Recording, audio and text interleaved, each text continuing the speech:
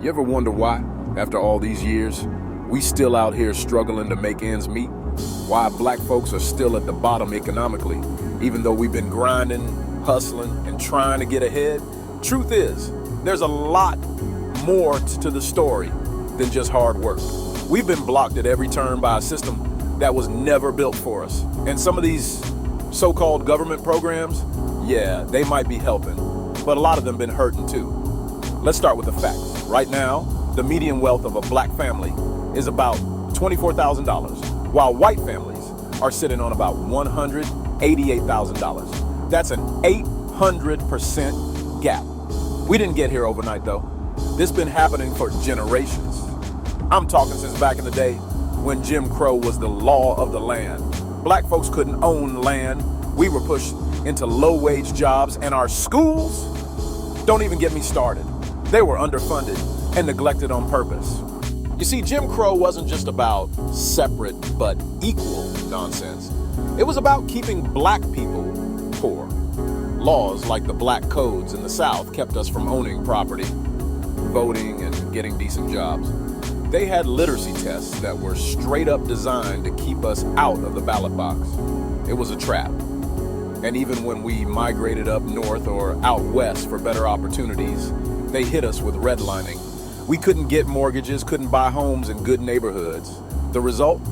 We didn't have a shot at building wealth like white folks did. Now fast forward to today. Kamala Harris talks about economic empowerment for black communities. She said we have to be intentional about economic justice, which is cool and all, but look at what's really happening. Yeah, programs like Pell Grants and student loans help us get to college, and that's great. But is that enough? When we graduate, we still end up with more debt than white folks and fewer job opportunities. And then you got Donald Trump. He'll tell you, no one has done more for black Americans than I have, but his policies tell a different story. The tax cuts he pushed through in 2017, they benefited the wealthy. Sure, the unemployment rate for black people went down during his presidency, but that was part of a trend that started before he got in office. Plus, those jobs, many were low-wage, temporary jobs that didn't build wealth. Let's talk about welfare programs. They were designed to help, but sometimes they do more harm than good. For instance, some of us get stuck because of how these programs work. If you make a little too much money, they cut off your benefits. So now you got to decide, take a low-paying job and lose the help you really need, or stay where you are and get by. That's not a real choice. It's a trap. Then there's the war on drugs, man. That hit our community hard. The 1980s and 90s were a disaster for black families. Mass incarceration left millions of black men behind bars, unable to provide for their families. Kamala herself admits this, saying, we need to take a hard look at how these policies destroyed our communities. And she's right.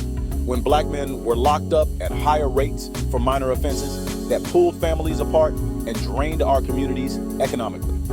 Even with programs meant to help, like Section 8 housing or food stamps, the problem is deeper. We need policies that build generational wealth, home ownership, higher paying jobs, access to affordable education, and not just Band-Aids. If they really want to help us, we need structural changes. Black-owned businesses need more support. We need access to capital and better loan terms, not just talk about entrepreneurship. Look at it this way. How are we supposed to get ahead when everything's stacked against us? From Jim Crow laws to welfare traps to mass incarceration, it's been one thing after another. So when folks ask, why are we still at the bottom economically? The answer ain't that we're lazy or that we don't work hard enough. We've been working hard for centuries. The system, it's rigged. So here's my question. What's the government gonna do about it? Will they keep giving us crumbs, or are we gonna see real change? Drop your thoughts in the comments. Kamala says she's about economic justice, and I hope she means it, but we gotta keep pushing. Our lives depend on it. Support the channel, subscribe, like, comment, and share.